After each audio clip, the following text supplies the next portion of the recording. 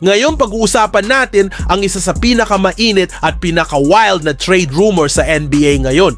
Oo, narinig nyo ng tama, ang Los Angeles Lakers daw ay posibleng gumawa ng blockbuster trade para makuha si Nikola Jokic ng Denver Nuggets. At kasama raw sa usapan sina LeBron James at Bronny James. Grabe to!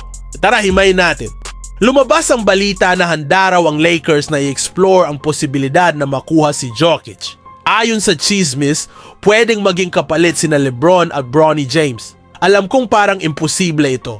Pero sa NBA, walang imposible lalo na kapag Lakers ang pinag-uusapan. Sinasabi rin na baka ang Nuggets ay naghahanap ng bagong direksyon kung sakaling may chemistry issues sa kanilang core. Kung Lakers ka, sobrang solid nito, isipin mo. Nikola Jokic at Luka Doncic sa isang frontcourt. Jokic na may playmaking, shooting, on rebounding skills, pwedeng gawing championship contender ulit ang Lakers agad-agad. Imagine Jokic running the offense sa purple and gold. Siguradong magiging highlight reel kada laro. Pero kung Denver Nuggets ka naman, bakit mo ibibigay ang franchise superstar mo?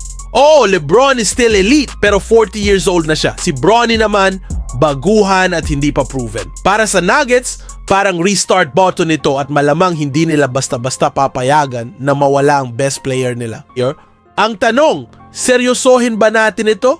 Para sa akin malabo pero exciting isipin. Sa NBA kasi, mabilis magbago ang lahat. Isang tawag lang, ibang-iba na ang landscape. Ang Lakers kilala sa pagiging agresibo pagdating sa stars. Kaya kahit rumor pa lang, pwedeng maging game changer kung sakali. Kayo mga ka-NBA, anong tingin niyo?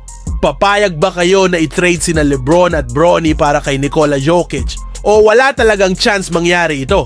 I-comment nyo ang thoughts nyo sa baba. Huwag kalimutang i-like at mag-subscribe para updated kayo sa lahat ng NBA balita. Kita-kits sa next video. Peace out!